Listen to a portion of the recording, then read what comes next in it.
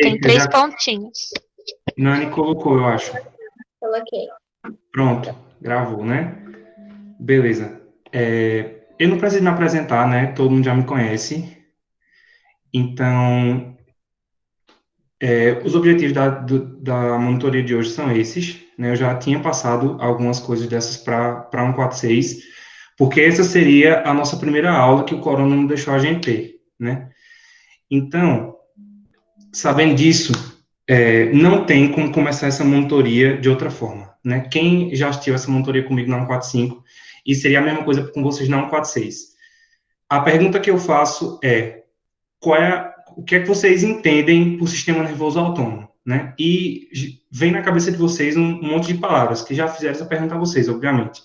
E aí tudo vem controle, vem integração, equilíbrio, homeostase, e isso tudo está certo, porque isso faz parte do que a gente vai discutir, está dentro, está incutido no assunto, né? Mas isso precisa ser organizado na cabeça de vocês, né? O sistema nervoso autônomo é aquele que regula as nossas funções que estão fora da nossa vontade consciente, né? Que é autônomo, como o próprio nome já está dizendo, né? Ele fica responsável por todos esses sistemas, sistema respiratório, desde o sistema respiratório até o sistema endócrino, né, e faz parte de coisas assim extremamente importantes para o funcionamento adequado do nosso corpo, né, como o músculo cardíaco, o nosso músculo arteriolar, que controla a nossa pressão arterial, glândulas salivares, nosso sistema digestório e o trato geniturinário, né? Então, o sistema nervoso autônomo, a gente fala dele, mas ele é uma divisão de um sistema maior, né, que é o sistema nervoso. E aí o sistema nervoso ele se divide em dois, em sistema nervoso central e periférico. O central, todo mundo já sabe, né, é compreendido pelo encéfalo e pela medula espinhal. E o sistema nervoso periférico, agora que eu falei, na cabeça de vocês já aposto que já está vindo. Simpático e parasimpático, né? Mas calma. O sistema nervoso periférico, que ele é composto pelos nervos cranianos e pelos nervos espinais, ele tem essa divisão em sistema nervoso somático-motor, que aí é o corpo celular. Essa é a sinapse característica do sistema nervoso periférico somático-motor, que ele não é autônomo, né? O corpo celular está dentro do sistema nervoso central, e aí ele não tem gânglio, ele parte direto para inervar a junção neuromuscular, né, que são axônios que controlam a nossa musculatura esquelética, que obviamente ele não é autônomo, ele é consciente, né? E, propriamente dito, o nosso sistema nervoso autônomo, que aí a gente tem a presença do gânglio, e vamos ter o neurônio pré-ganglionar e o neurônio pós-ganglionar, que vai estar inervando o órgão, né, que vai efetuar a sua ação, aquela determinada ação, dependendo se é o sistema nervoso autônomo simpático ou parasimpático, que é a nossa próxima divisão, né? Aqui está exemplificando perfeitamente a sinapse característica do sistema nervoso simpático e do sistema nervoso parasimpático, né? Que é a divisão do sistema nervoso autônomo. Aqui, essa primeira é a sinapse característica do sistema nervoso simpático, onde o neurônio pré-ganglionar, ele é curto, e o neurônio pós-ganglionar, ele é longo. E essa sinapse aqui, ela sempre é mediada pela acetilcolina, tanto na sinapse simpática quanto na parasimpática, né? E a sinapse, cada uma dessas sinapses, elas liberam caracteristicamente um neurotransmissor, que esse neurotransmissor liberado lá no local de inervação, ele vai atuar no seu receptor e vai determinar aquela ação.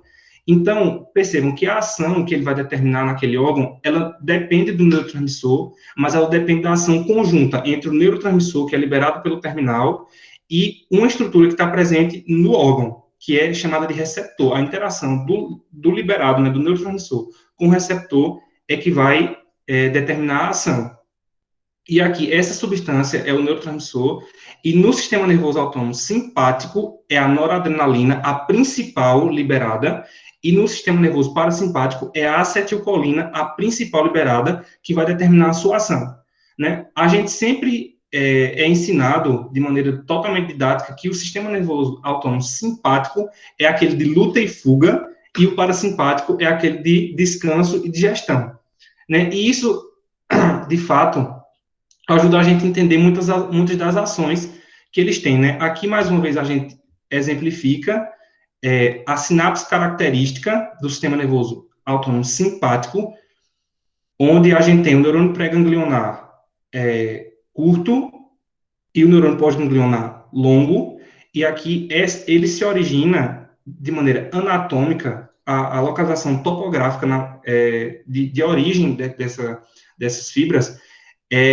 na medula torácica e lombar. É tanto que a gente diz que ele tem uma emergência tóraco-lombar na medula, o sistema nervoso simpático, em contraste com o parasimpático, que tem uma emergência da medula de maneira anatômica, crânio-sacral, tá certo? E aí, vamos para o próximo.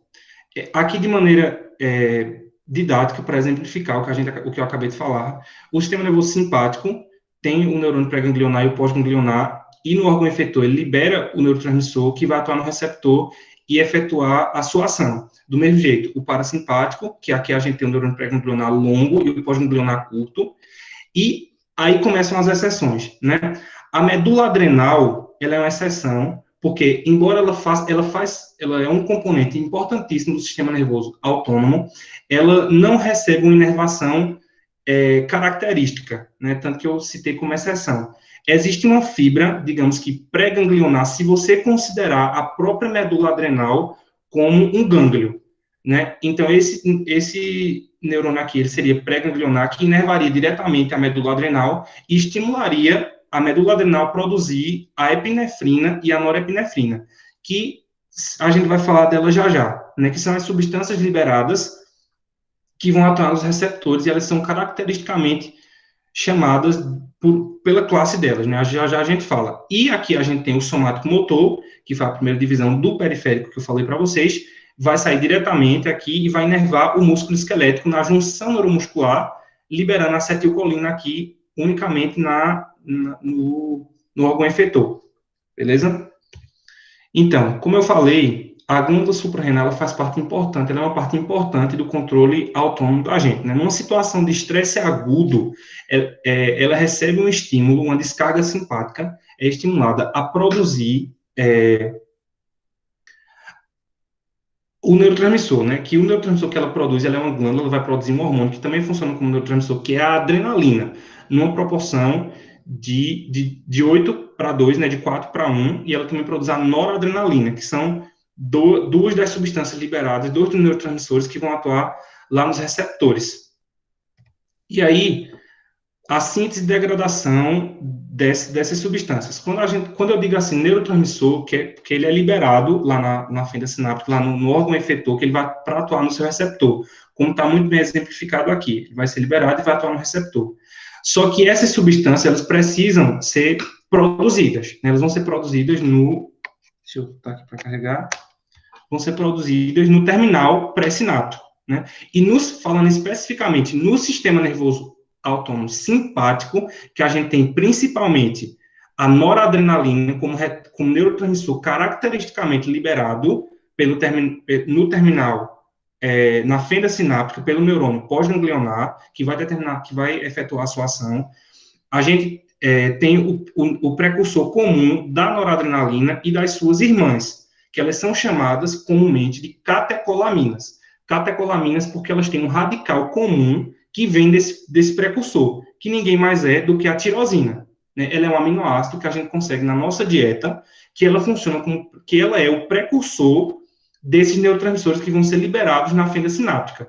A principal é a noradrenalina, mas a gente viu também que tem a adrenalina liberada pelas células cromafins da medula adrenal, e também a gente tem a dopamina, que é uma catecolamina também, porque vem da tirosina, né? É muito comum a gente confundir com a serotonina, né? Mas a serotonina, ela não é uma catecolamina porque ela não vem da tirosina. Então, ela não tem o radical catecol, né? Ela vem do triptofano, né? E o triptofano, ele tem um radical indol. Então, ela é uma indolamina.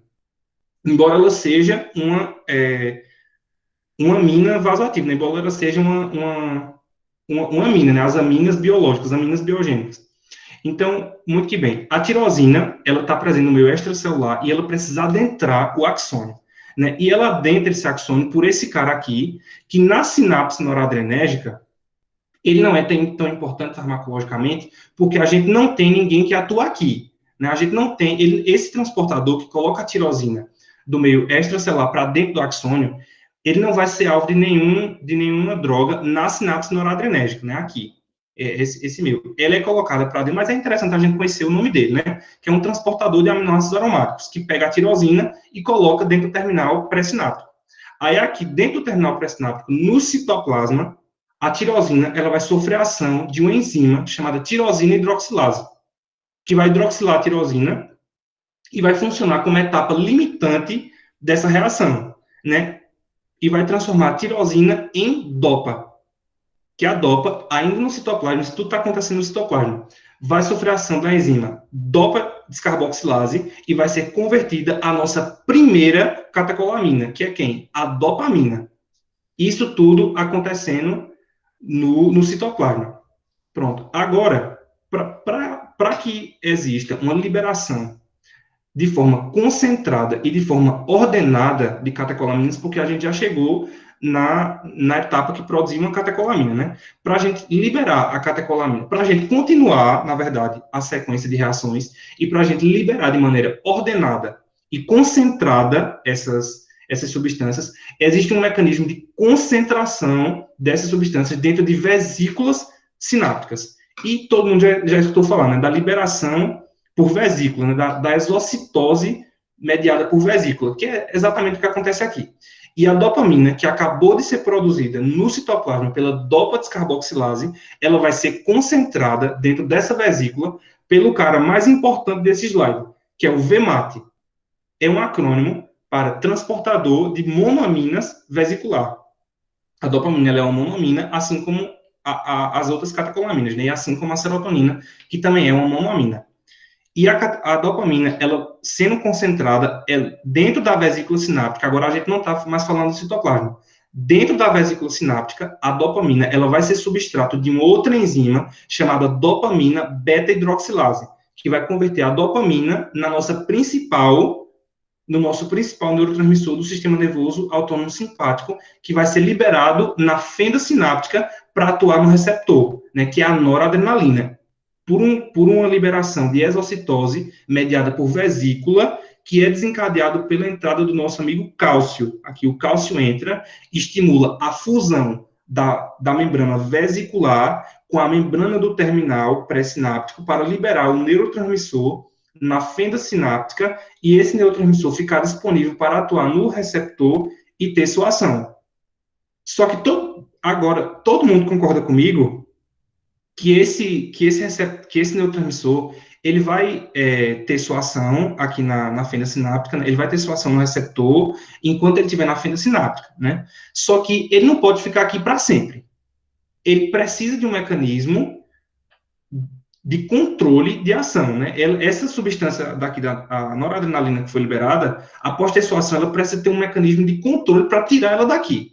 E o primeiro mecanismo é chamado de recaptação, né? Existe um transportador aqui, que é chamado de transportador de norepinefrina, é só colocar um T depois, NET, que a função dele é recaptar a noradrenalina, pegar a noradrenalina que está na fenda sináptica e colocar de volta para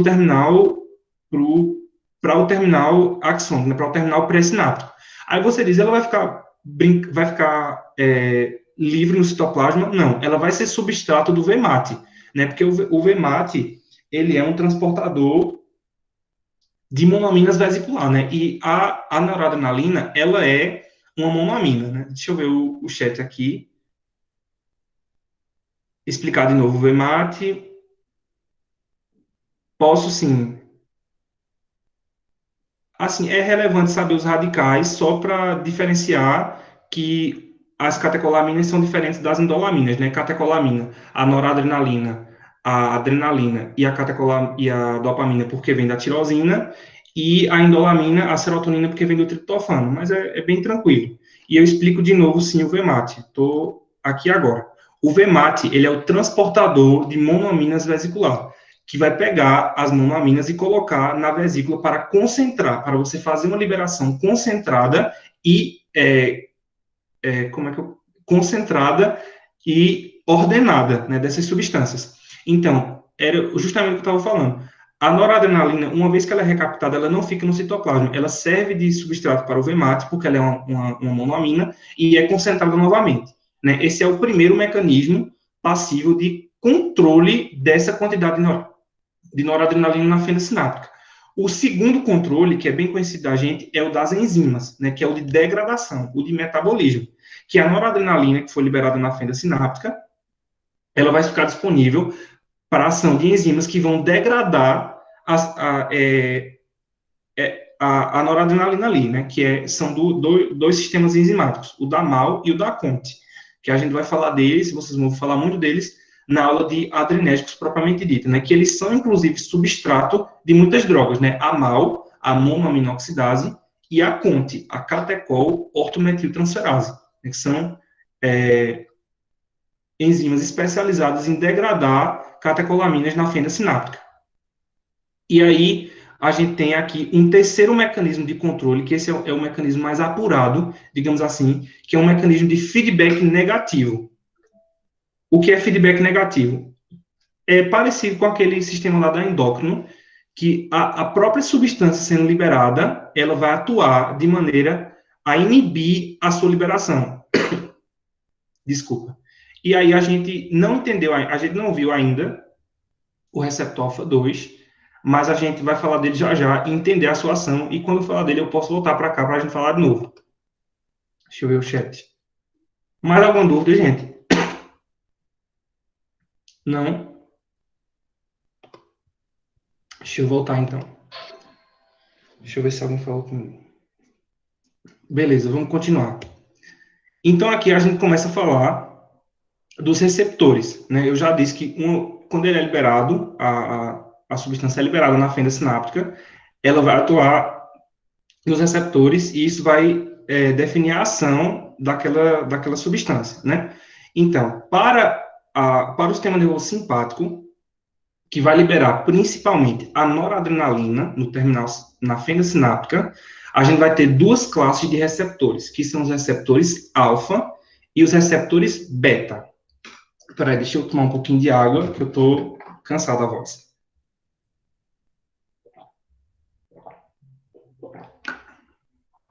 Pronto.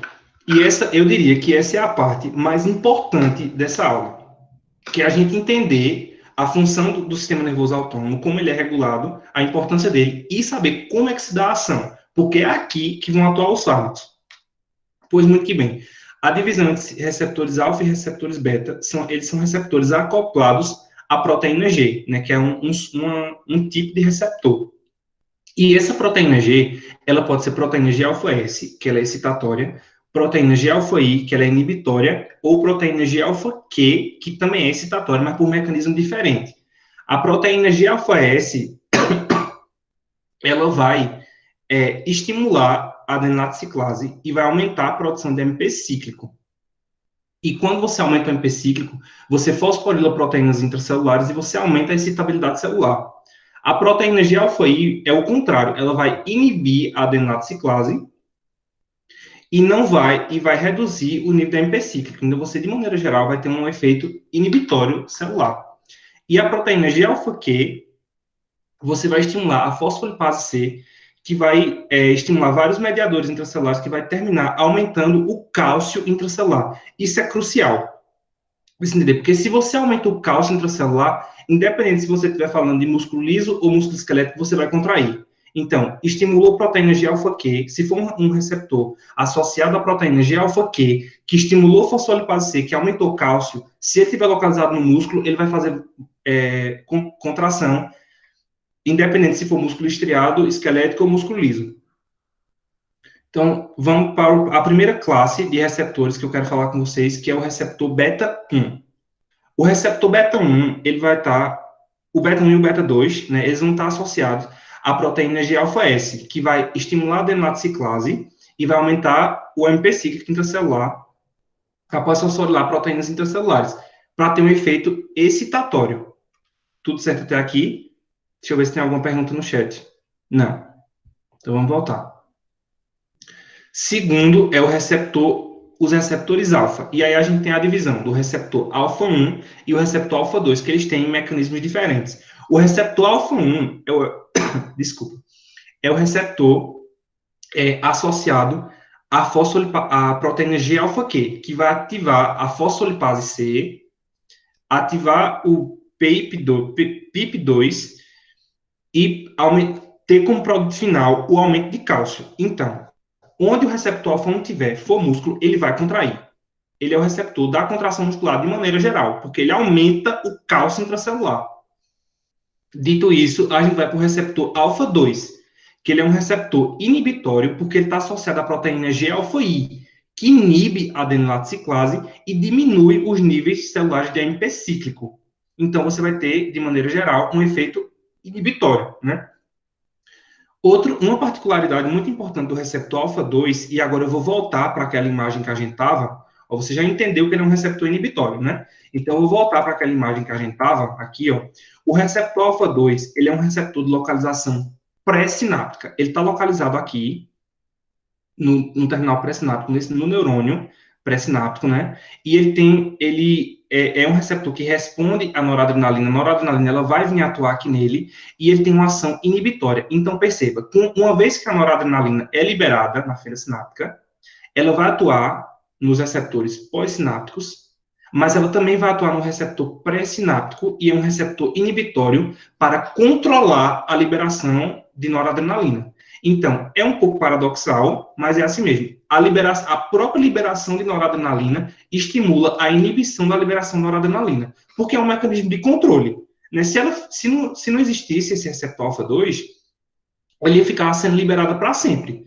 Né? Então, ela é liberada, ela tem um receptor pré-sináptico que vai inibir a sua liberação.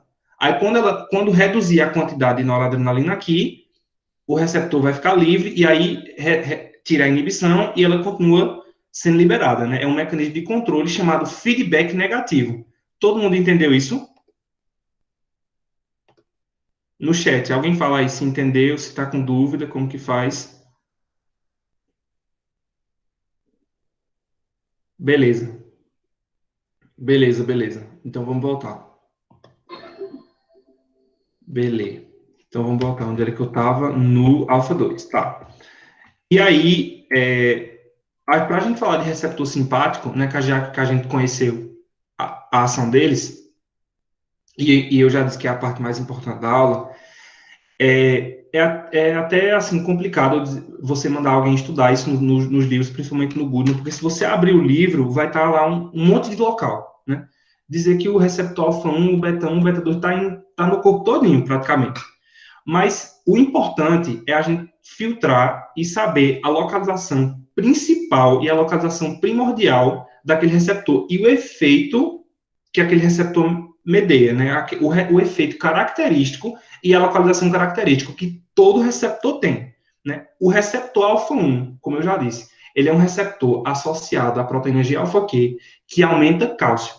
Então, se ele tiver em músculo, ele vai fazer contração. E o receptor alfa 1, quando você escutar receptor alfa 1, você tem que lembrar que ele é o receptor da musculatura lisa vascular. Ele é o receptor que, quando ele é estimulado, ele aumenta a pressão arterial, porque ele faz uma intensa vasoconstrição. Ele é o receptor que está na musculatura lisa vascular, responsável por aumentar a nossa pressão arterial, quando faz uma vasoconstrição. E a segunda localização importante do receptor alfa 1 é a musculatura lisa do trato geniturinário. Porque ele é alvo de várias drogas farmacológicas para ele é alvo farmacológico de várias drogas para tratar hiperplasia prostática benigna, que são cenas dos próximos capítulos. Tá? Mas é importante a gente saber dessas duas localizações do receptor alfa 1. Os vasos, pele, mucosa e vísceras abdominais, que ele é o receptor característico de aumentar a nossa pressão arterial. Segundo, a musculatura lisa do trato geniturinário, né, principalmente próstata. E ele é também o receptor responsável do sistema nervoso simpático por dilatar a pupila. Né, que o sistema nervoso simpático, que a gente conhece por luta e fuga, você está ali. No momento de luta e fuga, você precisa ver para onde você vai correr, né? Então, obviamente, que você vai fazer midríase, você vai dilatar a pupila. Então, é pelo receptor alfa 1, é um estímulo adrenérgico alfa 1, via alfa 1, né? Estímulo adrenérgico, a gente fala porque é estimulado pela adrenalina. Ou estímulo noradrenérgico também, tanto faz. Mas a gente fala mais adrenérgico, né? Estímulo adrenérgico alfa 1. Então, pronto, localização característica do receptor alfa-1, a gente lembra de 3. Musculatura lisa vascular, trato geniturinário e olho, né, que ele faz a midíase, ele faz a dilatação pupilar. O receptor beta-1, se você for olhar o livro, vai dizer que está em um monte de lugar, mas ele tem duas localizações principais e fundamentais para entender essa aula. A primeira é que ele está localizado em 80% do ventrículo esquerdo. 80% do ventrículo esquerdo é beta-1. E ele faz o quê? Quando a gente está precisando correr, a gente está numa situação, eu estou, por exemplo, nesse momento agora eu estou nervoso, eu estou sobre uma descarga adrenérgica. O meu sistema nervoso simpático está atuando de maneira aguda, foi estimulada a minha medula adrenal, liberou a adrenalina, está atuando no meu receptor beta-1, 80% do meu ventrículo esquerdo está sendo estimulado pelo neurotransmissor no receptor beta-1 a fazer o quê? A bater mais forte e a bater mais rápido. E o aumento da força de contração do coração, ele é chamado de inotropismo positivo. Então, o receptor beta-1, ao ser estimulado, ele vai ter um inotropismo positivo, que é o aumento da força de contração do coração, junto com um cronotropismo positivo, que é o aumento da frequência de contração do coração, o meu coração bate mais rápido, e terceiro, um dromotropismo positivo, porque vai ficar mais fácil a despolarização do nosso sinal atrial, e isso tudo faz com que seja mais rápido o ritmo cardíaco, né? Propensa a bater mais rápido e bater mais forte pela estimulação beta-adrenérgica, né? Pela estimulação do receptor beta-1, que compõe 80% do ventrículo esquerdo. E os outros 20% é o receptor beta-2, né? Mas caracteristicamente é beta-1, 80% do ventrículo esquerdo. E o receptor beta-1 também está localizado, por último, mas não menos importante, nas células justaglomerares renais, mediante a produção de renina, que são as duas localizações principais. Aumento da força e frequência cardíaca, por estar localizado em 80% do ventrículo esquerdo, e segundo, medir a secreção da enzima renina, por estar localizado nas células justaglomerares renais. Beleza. Dito isso, a gente vai para o receptor beta-2, que ele é um dos receptores, assim, também muito importantes do sistema nervoso simpático, que todo mundo já ouviu falar, principalmente quem é asmático, provavelmente já deve ter utilizado algum alvo farmacológico do receptor beta-2. Caracteristicamente, quando você escuta o receptor beta-2, você tem que pensar em pulmão. Ele é, caracteristicamente, o receptor que está localizado na musculatura lisa brônquica. E pense comigo, qual é a ação? Se eu estou numa situação de luta e fuga, tá sendo luta e fuga, eu preciso correr, eu preciso ter força para correr, eu preciso ver para onde eu vou correr, e eu também preciso ter ar, né? Eu preciso respirar. Então, ele vai broncodilatar. O receptor beta-2, quando estimulado, ele faz uma intensa broncodilatação, né? E é caracteristicamente localizado na musculatura lisa da árvore brônquica. Primeira localização. Segunda localização importante do receptor beta-2 é no fígado, porque ele é um receptor metabólico que ele medeia a glicogenólise e a gliconeogênese. Cuidado com essas duas palavras, porque isso confunde muito em prova. É glicogenólise e gliconeogênese, porque quando eu estou em luta e fuga, eu preciso de energia, né? Eu preciso de um aporte de glicose muito alto para suprir o meu músculo esquelético, né? Que demanda energia, demanda consumo das minhas reservas energéticas. Então, eu vou fazer glicogenólise, que é quebrar o meu glicogênio armazenado, e eu vou fazer gliconeogênese, que é transformação, que é produzir carboidrato a partir de substratos não glicídicos, né? Tudo para produzir mais energia, tudo para aumentar o meu aporte de energia naquele momento. Então, o receptor beta-2, a segunda localização importante é fígado para estimular a glicogenólise e a gliconeogênese hepática. Terceira localização importante é na musculatura lisa uterina. Ele é o receptor característico da musculatura lisa uterina do músculo do útero não gravídico. Então, muito que bem. Quando você está numa situação de luta e fuga, a mulher está lá grávida, está numa situação de luta e fuga, você tem que correr. Você não vai parir o menino ali na hora, porque senão acaba com tudo, né? Você você vai precisar correr e lutar e fugir, né? Então, O receptor beta 2 está localizado no útero gravídico e não gravídico, mas principalmente no não gravídico, mediando o relaxamento uterino, né? Porque se você contrai, você expulsa o feto. Se você relaxa a musculatura uterina, você mantém a gravidez. É tanto que ele é alfarmacológico de drogas para serem usadas no final da gravidez para postergar o parto prematuro, né? Quando a mulher está com contração uterina antes da hora, você dá um agonista beta 2 que vai atuar na musculatura lisa uterina, cessando o trabalho de parto, né? Cessando as contrações uterinas. Pronto. 3 localizações importantes do receptor beta 2. Fazer broncodilatação por estar localizado na musculatura lisa da árvore brônquica. Segundo, ele é um receptor metabólico por fazer a glicogenólise e a gliconeogênese. Terceiro, ele é um receptor que cessa as contrações do parto, né? Ele é um receptor que está localizado na musculatura uterina para cessar as contrações do parto. E também, ele, por último, mas não menos importante, ele é o receptor que está nos vasos dos músculos esqueléticos, em contraste com o alfa-1, né, que está na musculatura da pele, na mucosa e vísceras abdominais, e aqui ele está nos vasos dos músculos esqueléticos. Isso é importante, a gente saber essa localização, para depois, quando a gente for ver a afinidade das substâncias, né, isso vai ser falado na aula de adrenérgico, a diferença de afinidade da adrenalina e da noradrenalina por esses receptores, né. Então, vamos para o próximo. Aí você viu essa parte, e você disse, tá bom, foi difícil, mas pelo menos é uma divisão mais ou menos didática, né? Alfa 1, alfa 2, alfa 1, alfa 1, alfa 2, beta 1, beta 2, beta 3. Só que não para por aí, né? Já existem nos livros, nos artigos, recentemente, outra divisão, que divide os receptores numa subdivisão, e aí toda vez a gente fica desse jeito aqui, né? Quando escuta isso, que é alfa 1A, alfa 1D, alfa 2B e alfa 2C. Eu confesso que eu nunca decorei isso eu nunca aprendi, na verdade, né? Eu só decorei, e aí eu coloquei essa tabela que eu tirei do Goodman.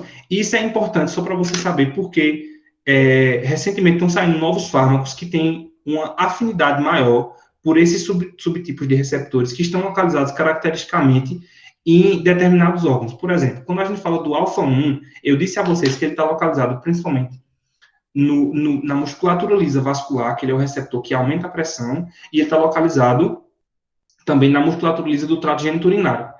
Quando você tratava uma patologia do trato geniturinário, você podia ter um efeito colateral do sistema cardiovascular, né, por ser o mesmo receptor, só alfa-1. Só que agora com essa divisão alfa-1A, alfa-1B e alfa-1D, você já pode produzir uma droga que seja mais seletiva para o alfa-1A, por exemplo, né, ou para o alfa-1B. E já é consenso que existem drogas, na verdade, já existem drogas, né, e eles gostam muito de colocar em prova. E assim, isso é o que você vai ter que fazer, vai ter que decorar assim antes da prova, né? Eu botei a tabela aqui, mas nem eu sei onde é que cada um tá, né? Por exemplo, o receptor alfa-1A, ele é o receptor da próstata, né? Então, se você quiser tratar uma hiperplasia prostática benigna, você vai precisar de uma droga que tem uma afinidade maior para o receptor alfa-1A, né? Enfim, essa é a única importância, né, com relação à localização, mas o mecanismo de ação permanece igual, né, permanece igual como se fosse alfa-1. E aqui, outra divisão do alfa-2, né, que é o alfa-2A, que o alfa-2A ele é o principal a inibir a liberação da noradrenalina, ele é o principal que faz o feedback negativo. E aí tem o alfa-2C, o alfa-2B, enfim, esse é um grau de detalhamento que eles raramente falam, né? Mas é interessante a gente saber. Pronto, eu acho que essa era a minha parte. Vou ver se agora tem alguma dúvida no chat.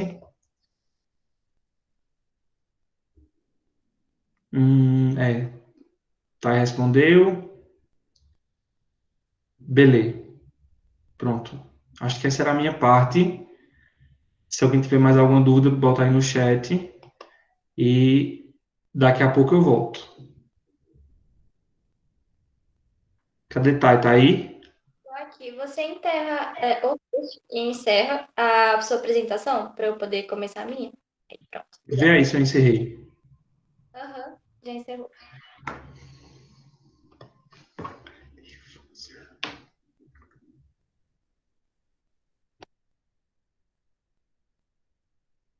Pronto, vocês estão conseguindo ver? Sim. Gente, eu vou analisar. Existem essas pessoas também. Então, bora lá. Eu vou tentar continuar, né? Depois da apresentação do grupo. Eu sou o que vocês têm agora. Mas eu vou falar um pouco agora da acetilcolina e dos efeitos colinérgicos. Mas primeiro aqui é só um resuminho do sistema nervoso autônomo, né?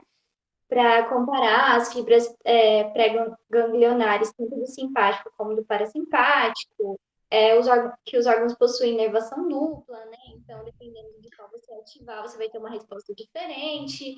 Enfim, isso aqui é só aquela visão clássica. Meu microfone tá o quê? Coisado? O que é coisado? Ah, Ele, ele fica mais alto, ele fica mais baixo e fica oscilando assim. vou tentar botar o fone. Calma aí.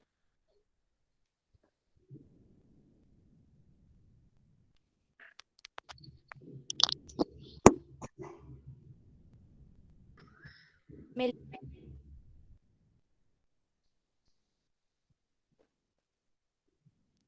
Sim, não, talvez. Porra.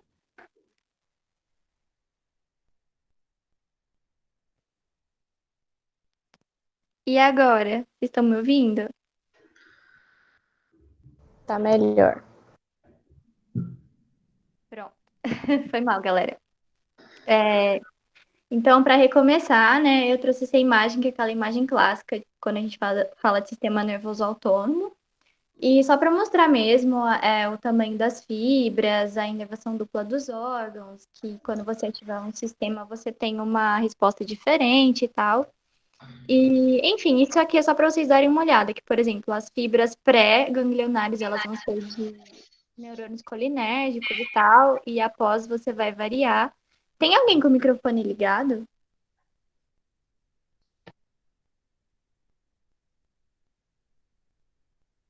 Ah, pronto. Desligou já.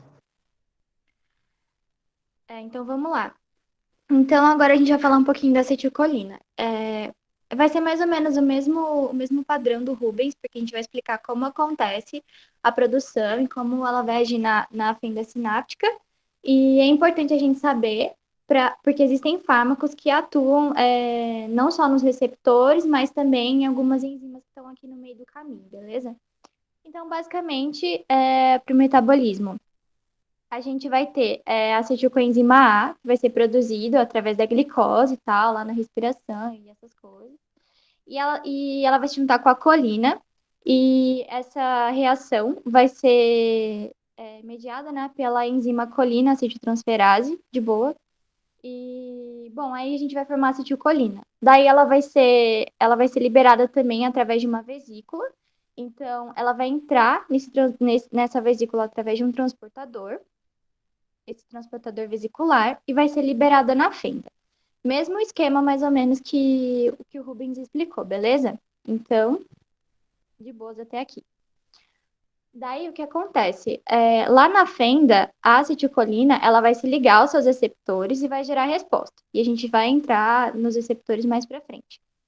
Só que o que é importante a gente saber é que a acetilcolina, ela não vai ter um mecanismo de recaptação dela, entendeu? Igual seria na noradrenalina.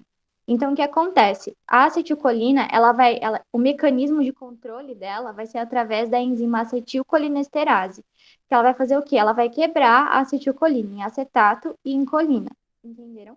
Então, a presença da acetilcolinesterase na fenda sináptica é muito importante por causa disso, porque daí ela vai regular, vai fazer esse mecanismo de feedback, sabe? E o que acontece? A colina, ela vai voltar para o neurônio pré-sináptico através desse transportador aqui, que é um trocador, certo? E, bom, é basicamente isso. É importante a gente saber da acetilcolinesterase, porque alguns fármacos vão agir nela, beleza? Eles vão inibir e tal, e daí você vai aumentar a acetilcolina na fenda. Isso aqui é só cenas dos próximos capítulos. E aí, bom, a acetilcolina na fenda, dependendo do receptor, ela vai gerar uma resposta diferente. Pode ser um receptor inibitório ou que vai estimular, beleza? Travou aí para vocês? Ah, pronto. É, Então, beleza.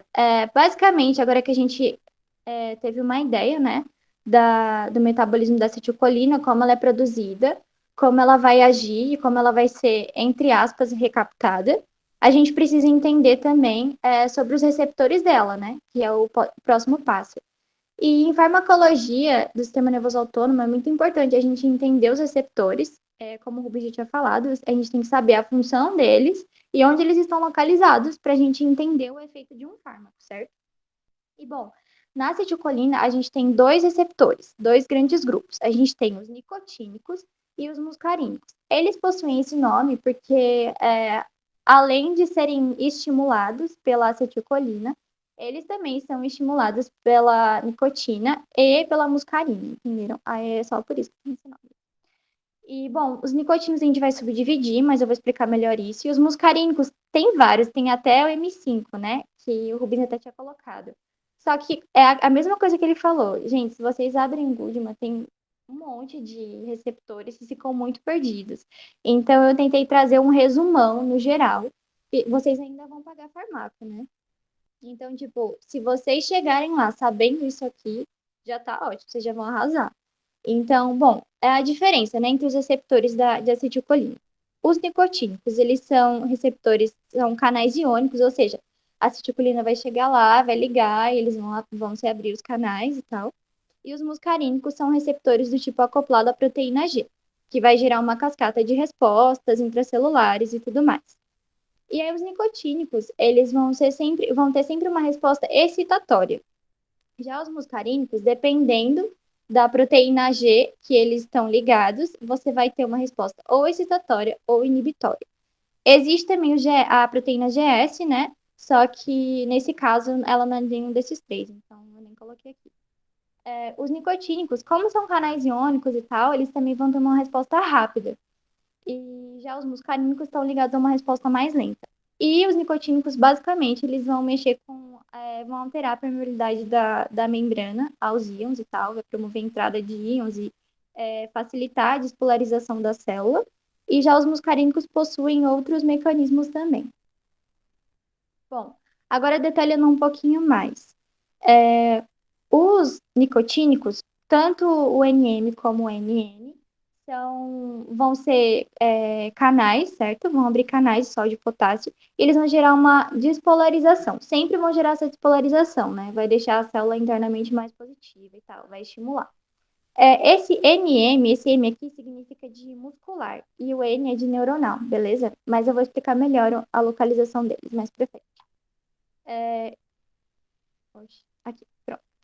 Já os muscarínicos, a gente vai ter os dois tipos. Os que estão ligados à proteína GQ, e a GQ ela vai estimular a fosfolipase C, que vai estimular a formação de diacilglicerol e o IP3, que é trifosfato de iono ou alguma coisa.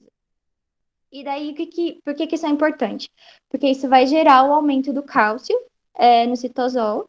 E o cálcio ele é importante para a contração muscular, como o Rubens tinha falado, e também para exocitose, né? Para a secreção. Já o M2, ele é um diferentão, porque de todos esses receptores aqui da acetilcolina, ele vai ser o único inibitório. E como que ele vai inibir? Inibindo a adenilato ciclase, igual o Rubens já tinha falado pra gente, né? Que a adenilato ciclase vai formar o MP cíclico. Só que o MP cíclico, ele é importante para ativar algumas proteínas que vão gerar respostas celulares, excitação celular e tudo mais. Como a gente não vai ter essa resposta, a gente vai diminuir vários aspectos na célula. Por exemplo, vai aumentar a permeabilidade ao potássio e tudo mais. Isso vai gerar uma maior hiperpolarização da célula, sabe? Ela vai ficar menos excitada. Então, basicamente, é isso. Os receptores nicotínicos são sempre estimulatórios, os muscarínicos a gente tem o M2, que é o diferentão. Agora que a gente já entendeu quais são esses receptores e o que cada um faz, ou seja, se eles são estimulatórios ou inibitórios, a gente tem que entender onde é que fica cada um. Aí eu fiz essa tabelinha aqui, que eu tirei do Goodman também, que tava assim, tava uma coisa de louco lá. Enfim, ninguém merece ler aquilo. E aí, eu separei um pouquinho quais são as principais localizações dos receptores. Então, se vocês souberem isso aqui, já vai estar ótimo. Então, qual que é assim, eu sei que é uma tabelinha, que é decoreba, blá, blá, blá, mas se a gente entende que os nicotínicos e o M1 e o M3 são excitatórios, a gente consegue deduzir o que eles vão gerar, né, de resposta, certo? Quando eles entram em contato com a acetilcolina. E o M2 inibitório. Então, vamos lá. O NM, ele é aquele que está localizado na parte pós-juncional da junção neuromuscular, lá da placa motora. Então, se ele é estimulatório, o que ele vai gerar? Ele vai gerar uma despolarização da placa motora e vai gerar contração muscular. Contração muscular tá ligada com cálcio e tudo mais, como a gente falou que a gente também tem o aumento. E a despolarização, porque vai estimular, certo? Eu falei que os nicotínicos, eles vão sempre estimular a célula pós-juncional, a célula que vem depois da sinapse, certo? Já os neuronais, eles vão estar ligados em células, tipo, neuronais, né? Então, são gânglios autonômicos. Nos gânglios autonômicos, a gente vai ter esses receptores. E na medula suprarrenal, que ele também, o Rubens também tinha falado pra gente, certo? Então, o que vai acontecer? Você vai gerar um estímulo. Esse estímulo vai gerar despolarização e a secreção de catecolaminas, no caso da suprarrenal, porque vai estimular o que seria um neurônio pós-ganglionário, entenderam? Já o M1, ele vai estar basicamente no sistema nervoso central, ou seja, ele é estimulatório, então ele vai aumentar, basicamente vai aumentar a atividade do sistema nervoso central. Não vale a pena entrar em muitos detalhes aqui, se vocês souberem isso já tá muito bom. O M2, que é importante a gente saber, que ele está basicamente no coração, basicamente no átrio, no nódo sinoatrial e no nódo atrioventricular. Vocês lembram que o Rubens falou pra gente que quem estava no ventrículo era basicamente os receptores beta 1, certo? Então a gente tem essa inervação, né? Simpática e parasimpática do coração. Sendo que no coração, como o M2 ele é inibitório, se ele tem esse efeito inibitório, então ele vai gerar o quê? Ele vai diminuir os disparos do nódo sinoatrial, vai diminuir a condução pelo nódo atrioventricular, vai diminuir a força de contração, ele vai diminuir tudo, ele vai inibir. Então ele está muito ligado com uma hipotensão, com uma bradicardia, que é a diminuição da frequência cardíaca, certo?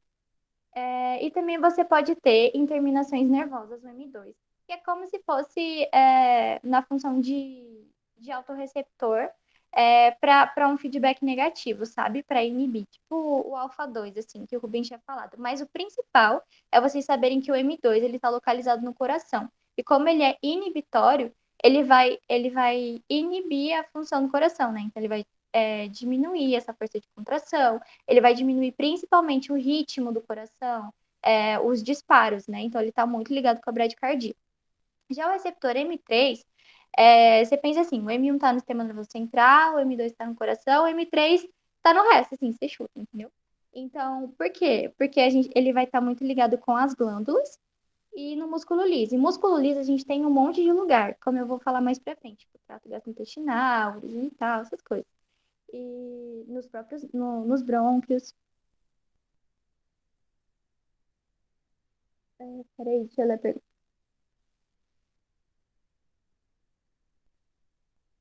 Tá, deixa eu ver se eu entendi a pergunta. Se você está falando mais da acetilcolina, é no parasimpático, porque tem tanta coisa estimulatória e pouco inibitória. É porque, tipo, deixa eu pensar, deixa eu ver se eu entendi a sua pergunta. Você tá com a sensação de que o parasimpático, ele vai inibir as funções do seu corpo, é isso? E que o simpático vai estimular. Só que não é bem assim. Não é que o parasimpático vai inibir o seu corpo e o simpático vai estimular. Mas é que eles vão inibir coisas diferentes. Então, eu vou explicar isso mais pra frente, mas eu vou adiantar um pouquinho. Por exemplo, o músculo liso. A gente tem músculo liso no nosso trato gastrointestinal. E então, não faz sentido, tipo, a gente querer fazer cocô quando a gente tá querendo fugir de alguma coisa. Então, tipo, faz sentido a gente parar isso, certo? Então, não necessariamente, tipo, o parasimpático, ele tá estimulando o músculo liso. E o simpático, ele não vai estar presente nessa estimulação. Então, se você ativou o simpático, se você tem a predominância do simpático, você não vai estar estimulando a contração do seu trato gastrointestinal. Você não vai estar estimulando o seu peristaltismo. O que faz sentido. Você não vai estar estimulando a sua digestão enquanto você está querendo correr de alguma coisa, sabe? Então, não é que ele inibe as funções do seu corpo. É que eles estimulam funções diferentes. Tipo, quando você está querendo correr, que nem o Rubens tinha falado, você não vai querer, por exemplo, estimular o útero a contrair, certo? Então, são estimulações diferentes, entendeu? São focos diferentes de estimulação. Não sei se eu fui clara, mas eu vou explicar mais pra frente. E se você continuar com essa dúvida, aí você fala. Tá, beleza? Então, vamos lá. O M3, então, ele tá ligado com as glândulas. Aqui é uma exceção importante no sistema nervoso simpático. Porque, por exemplo, as glândulas sudoríparas, elas vão estar com receptores muscarínicos, certo? Então, essa é uma outra exceção também, que o simpático, ele é sempre não, quase sempre, né? Noradrenalina. Mas, no caso das glândulas sudoríparas, são pelo simpático, mas elas são o receptor M3, tá certo? E o M3 estimulado, ele vai estimular o suor, certo? Já no músculo liso, quando você está mexendo no músculo liso, você vai estimular a contração, porque você está aumentando a quantidade de cálcio. Lembra que o M3 ele está ligado com o aumento de glicerol e P3, isso vai aumentar as concentrações de cálcio. O cálcio é importante para a contração. Só que tem uma pequena pegadinha aqui. Porque o M3 no endotélio, no endotélio dos nossos vasos e tal, ele vai estar ligado com a produção de óxido nítrico. E o óxido nítrico, ele é um agente vasodilatador. Então, vou explicar melhor aqui agora. Então, por exemplo, aqui a gente tem a célula endotelial e aqui a gente tem o músculo liso do vaso. Então, o que acontece? O M3, ele vai estar aqui. Se você estimular o receptor M3, ele vai aumentar a produção de óxido nítrico. E daí, o óxido nítrico é quem vai estimular o relaxamento do músculo liso, que vai gerar o quê? Uma vasodilatação. Então, você pensa, M3 é vasoconstrição, porque músculo liso vai contrair músculo liso. Mas não é bem assim nesse sentido, entenderam? Porque quando ele está no endotélio, ele vai estimular uma vasodilatação indireta. Quando ele está no músculo liso diretamente estimulado, daí ele vai gerar uma vasoconstrição. É legal isso porque, por exemplo, pessoas que possuem aterosclerose e tal, elas vão ter o endotélio danificado. E essas pessoas podem ter uma ativação direta do receptor M3 no músculo liso dos vasos. Então, em pessoas que não são saudáveis, que possuem aterosclerose e tal, você pode ter uma vasoconstrição direta através do receptor M3, tá bom? Só que não é a regra, nas pessoas saudáveis, no endotélio vai gerar uma vasodilatação. Bom, aí aqui só para detalhar um pouquinho o M3, porque como a gente viu, o M1 está no sistema nervoso central, o M2 é no coração. O M3 é que tá esse mais assim, espalhado, né? Então, mas é só a gente pensar musculatura lisa, que faz muito sentido, e glândulas, isso já ajuda muito. Então, por exemplo, se a gente pensar no sistema geniturinário, você vai ter o aumento do peristaltismo do ureter, por exemplo, que é músculo liso. Você vai ter uma contração do detrusor da bexiga, que também é músculo liso. Então, faz sentido, certo? Você vai estimular a micção, certo? Já nos brônquios, no pulmão, a gente vai ter o quê? Uma broncoconstrição, porque você vai contrair o músculo liso, a musculatura lisa brônquica. E você também tem um aumento das secreções traqueobrônquicas, ou seja, secreção, a gente também tem um aumento da secreção, certo? Como eu falei para vocês, o cálcio também é importante para a secreção. Então, você vai ter um aumento das secreções, certo? Faz sentido. Já no sistema digestivo, como eu já tinha adiantado por conta do Caio, a gente vai ter um aumento do peristaltismo, porque o nosso trato gastrointestinal, ele tem músculo liso. Então, se o M3 ele estimula a contração de músculo liso, então ele vai estimular o peristaltismo, certo? Também vai ter aumento da secreção gástrica, porque ele também estimula a secreção, e das secreções salivares, porque são glândulas. Já nos olhos, ele vai estar ligado com a miose, que vai ser a contração da pupila. Eu vou explicar um pouquinho melhor essa questão da pupila, que é bem importante a gente entender, e ela tem uma dupla inervação aí também. E também vai estimular a acomodação, o reflexo da acomodação. É muito importante a gente entender também que nos olhos o receptor M3 vai estimular a acomodação. Porque quando vocês forem ver os antagonistas muscarínicos, vocês vão ver que um dos efeitos colaterais vai ser esse problema na acomodação e a pessoa pode ter visão dupla, assim, sabe? Pode ter ciclopegia, algo assim também. Aí, só para resumir, eu tinha achado esses dias esse recurso mnemônico aqui, que chama Dumblers, né? Não sei falar, enfim. E aí, basicamente, com os efeitos do sistema nervoso parasimpático. Então, é da hora a gente usar esse mnemônico para lembrar. Se vocês souberem dessas funções, já vai ajudar muito. Então, diarreia por conta do peristaltismo. Aqui é micção, né? Mas aí eu deixei assim mesmo. Mas por conta de estimular os músculos lisos que vão contrair a bexiga e tudo mais. Você tem a miose, porque você vai contrair a pupila. Você tem broncoconstrição, porque você vai contrair a musculatura lisa dos brônquios. Você vai ter bradicardia, porque você vai inibir o coração, vai inibir a força de contração, a condução e também o ritmo, né, vai diminuir. Você vai ter lacrimejamento, porque são glândulas também, vai estimular. Você vai ter excitação no músculo esquelético, através dos nicotínicos, não pode esquecer. E também vai ter salivação e suor, também porque são glândulas, certo? Bom, aí, depois que a gente viu tanto a noradrenalina como a acetilcolina, tem algumas coisas, alguns detalhes, assim, que a gente precisa, juntando essas informações para entender. Então, por exemplo, da pupila. Quando a gente pensa em contração na pupila e dilatação na pupila, né, miose, midríase, a gente tem que se atentar a alguns detalhes. Então, por exemplo, não é que você tem um músculo só e daí ele vai, sei lá, relaxar e vai gerar midríase e vai contrair e gerar miose. Não é assim que funciona. Na verdade, a gente tem dois músculos, entendeu? Esse mais interno, que são circulares, né? E você tem os mais radiais, certo? Então, o que acontece? Eles são inervados pelos sistemas diferentes. Então, tá vendo o interno? Quando ele se contrai, ele vai gerar uma diminuição da pupila. E ele está inervado justamente pelo parasimpático. Então, por isso que o parasimpático ele vai gerar o quê? Uma miose.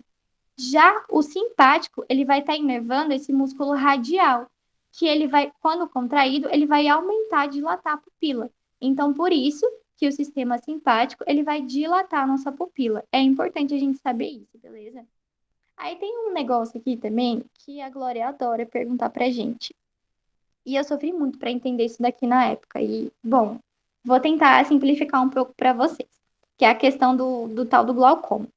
Glaucoma, como muita gente pensa, não é simplesmente assim, o aumento da pressão intraocular. Glaucoma vai ser uma lesão que a gente vai causar no nervo óptico e pode ter várias causas. Uma delas é o aumento da pressão intraocular. E por que que isso pode acontecer? Por várias causas também. Desculpa meus cachorros, se estiver atrapalhando muito para vocês escutarem, vocês avisam, tá?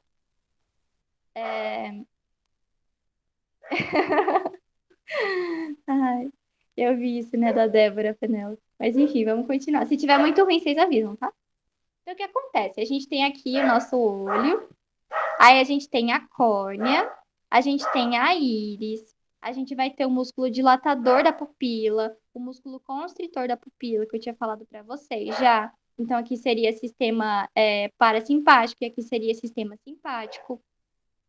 E daí a gente tem aqui o músculo ciliar e os corpos ciliares, o corpo ciliar, corpos ciliares.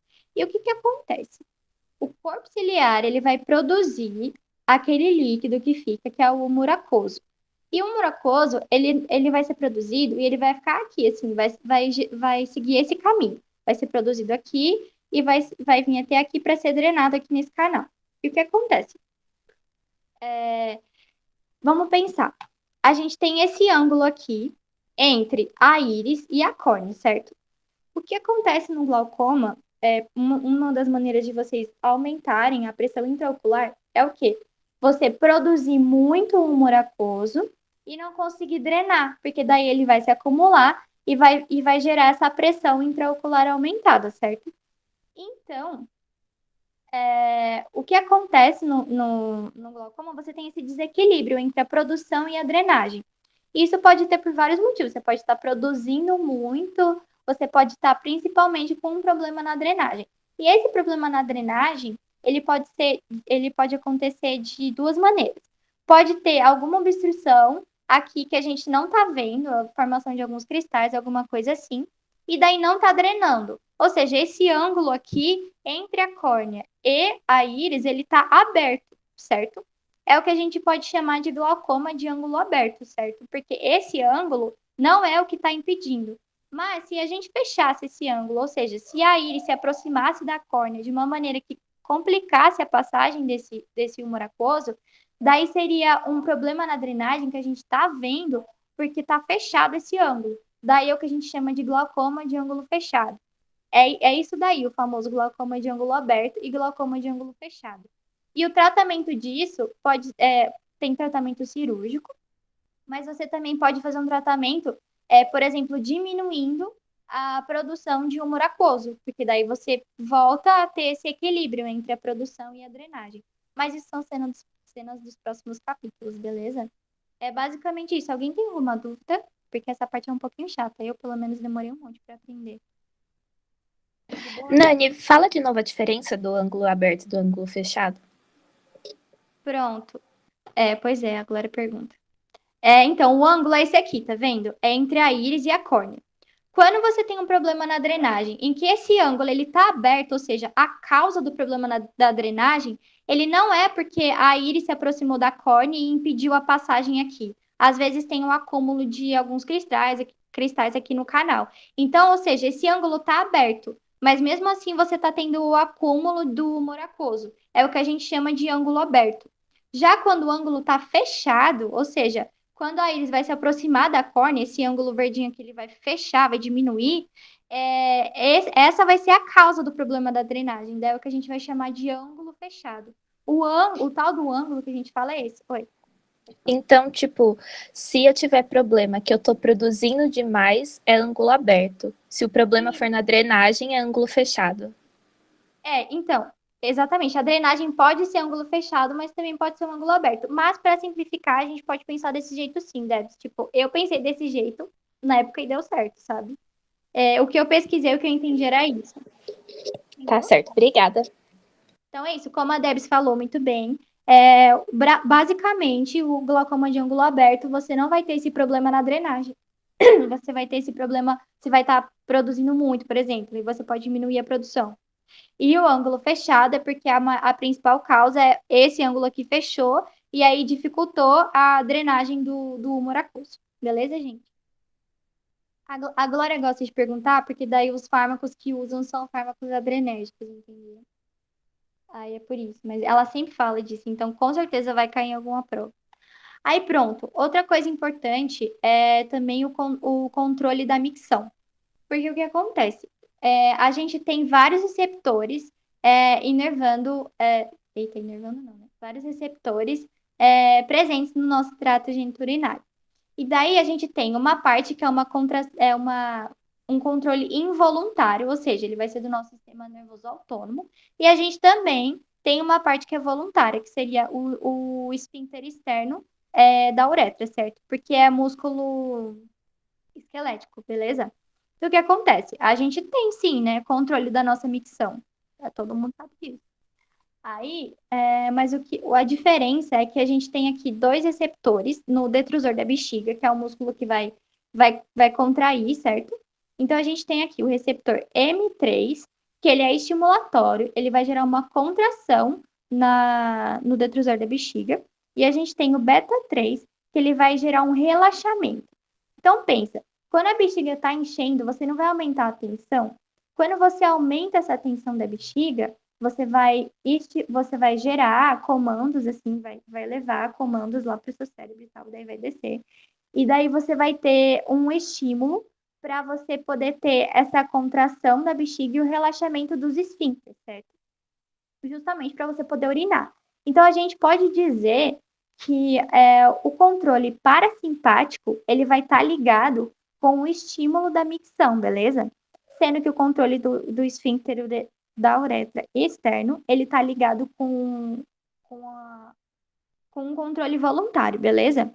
E daí a gente também tem o alfa-1, que ele vai estimular essa contração da uretra, beleza? Mas o principal seria aqui no detrusor da bexiga, Porque quando você gera um relaxamento da bexiga, você vai diminuir essa tensão, beleza? Então, você vai diminuir essa urgência para urinar, beleza? Quando você tem a contração do detrusor da bexiga, você vai ter um estímulo para urinar, beleza? Aí, aqui, como é parasimpático, a gente vai ter segmentos sacrais, certo? Aqui, tá ligado aqui, beleza? Esses dois. Daí, o nosso controle voluntário, ele também vai estar ligado com segmentos sacrais. E o controle simpático vai estar ligado com segmentos torácicos inferiores e lombares superiores. Mas, basicamente, é o quê? O controle parasimpático vai estimular a micção e o simpático, ele vai inibir essa micção, beleza? Porque vai relaxar o detrusor da bexiga, vai contrair a uretra para, tipo, vai segurar, entenderam? Então é isso, galera. Aqui é a mesma coisa, mesmo pensamento, que seria que a ereção vai ser parasimpático, porque a ereção, ela vai gerar o quê? Vai gerar um relaxamento através da produção de dióxido nítrico. Esse relaxamento vai aumentar o espaço e você vai ter um acúmulo de sangue no pênis, entenderam? Daí é quando você vai ter esse inchaço e vai ter a ereção, beleza? E aí, a ejaculação é simpática, porque ele vai estimular alguns músculos. Eu esqueci agora o nome, acho que esqueci. Enfim, então, são músculos que a gente tem aqui na base do pênis, que eles também vão estimular para você ter a ejaculação. E, juntamente, a gente também tem um controle voluntário com alguns músculos da pelve, que vão acontecer também na hora do orgasmo. Mas, basicamente, é isso. Tanto a micção como a ereção, a gente vai ter o parasimpático como estimulador e o simpático como um inibidor, porque o simpático também vai gerar essa contração e vai diminuir também, ele vai cessar a ereção, beleza? Eu acho que era isso. Alguma dúvida? Suave.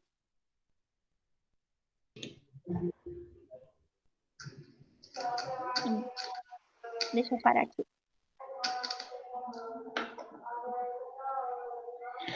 Tu pode continuar compartilhando, Nani. Oi?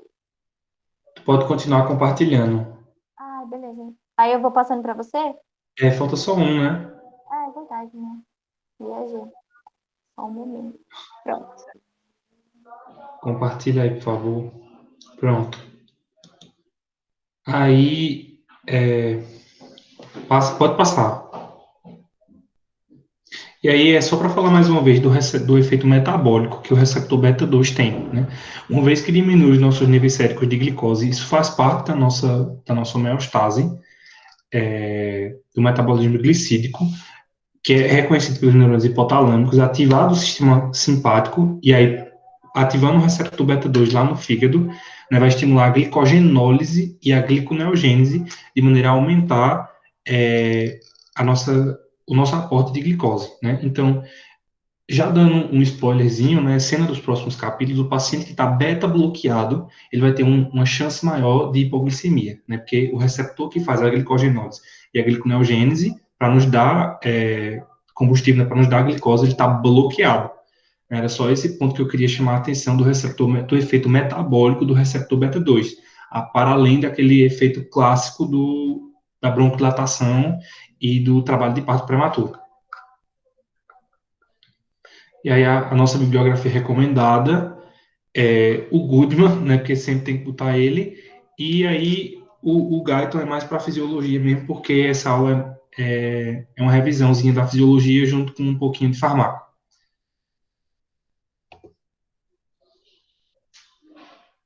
Pronto. Aí agora a gente vai fazer o Kahoot, né? Exato. Vamos fazer. Eu tô aberto aqui o Kahoot, deixa eu ver. Deixa eu só começar, né? Antes de compartilhar a tela. Deixa eu só dar o play.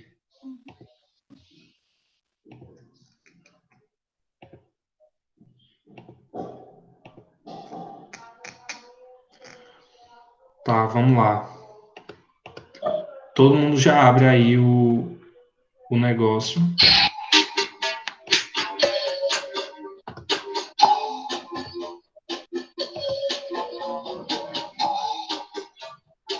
Vocês estão... Não, não é esse não.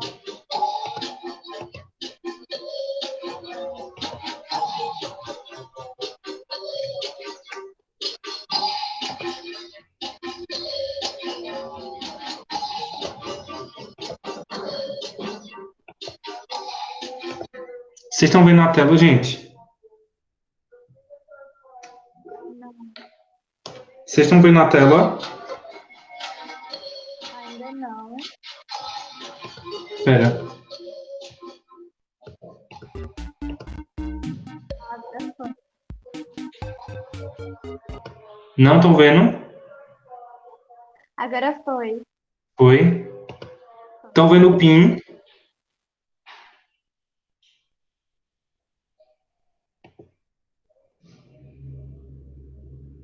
E aí?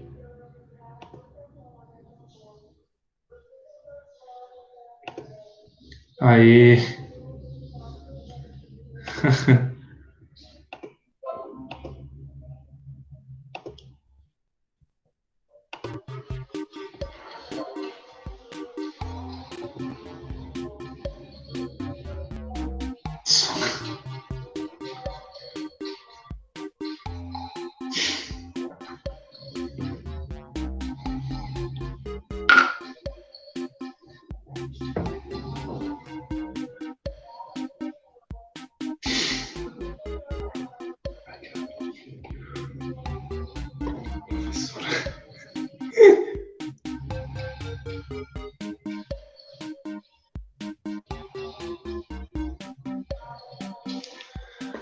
Tem 7 pessoas, gente.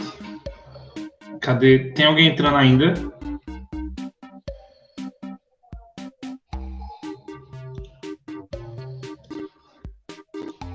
Dez.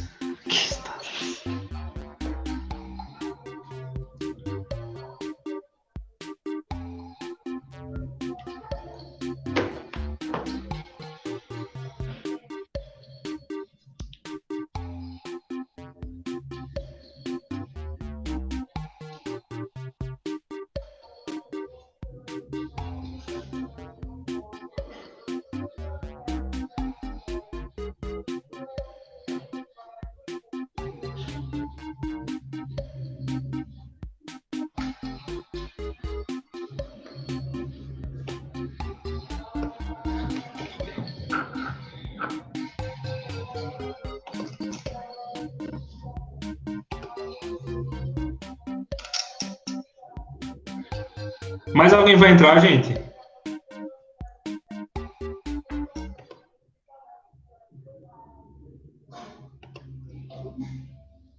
Quatorze.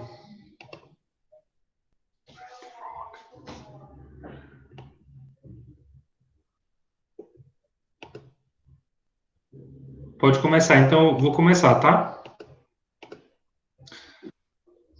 Vamos ver o que falaram no chat.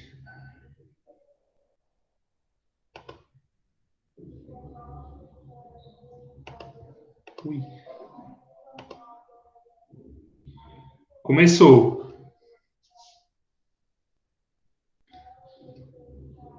Vocês estão vendo a pergunta, né?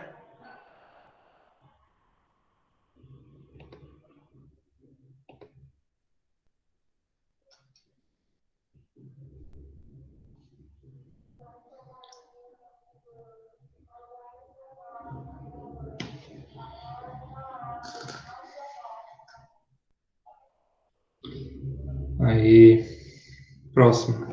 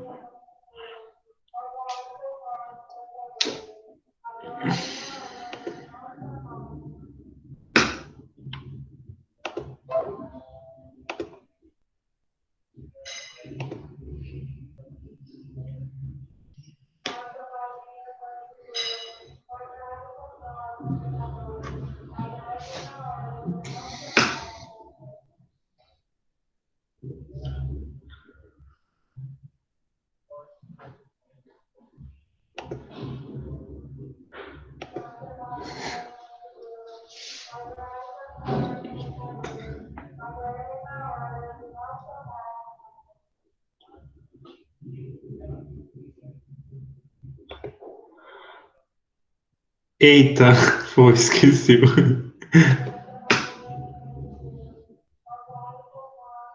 Ah, mas todo mundo acertou.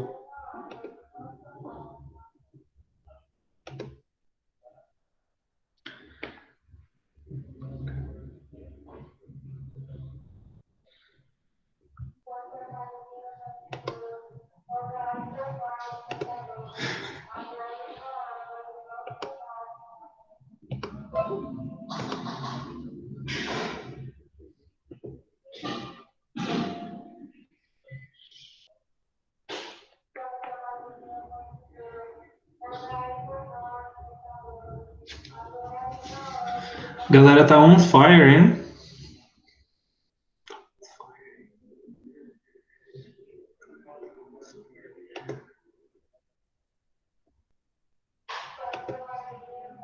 Hum.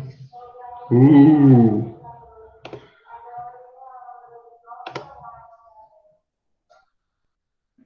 Essa quem errar, viu?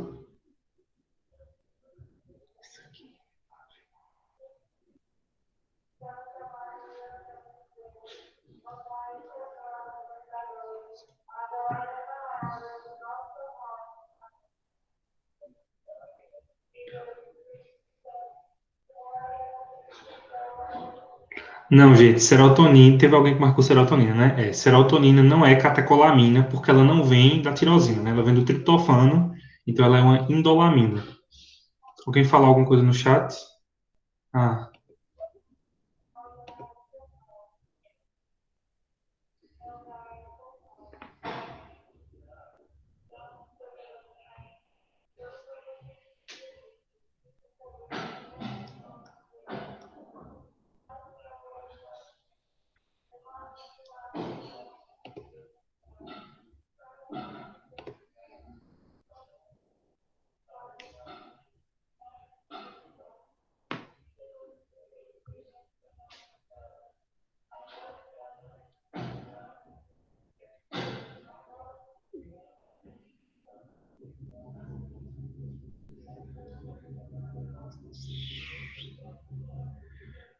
Ah, todo mundo.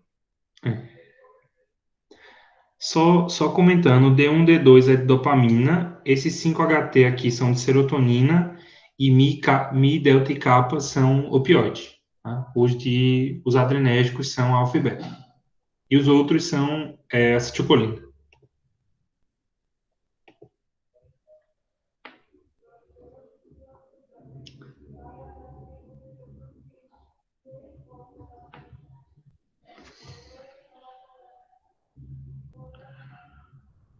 Essa eu acho que eu esqueci de falar, foi mal, gente. Mas Nani comentou, é verdade. Aí, passou um pouco, mas enfim, é músculo letrozol, né?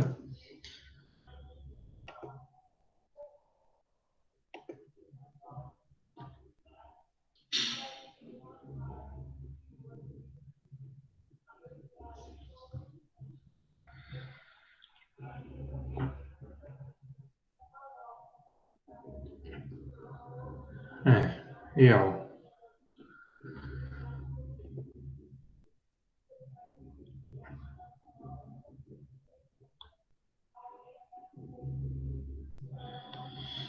Foi isso, gente. Vou parar de.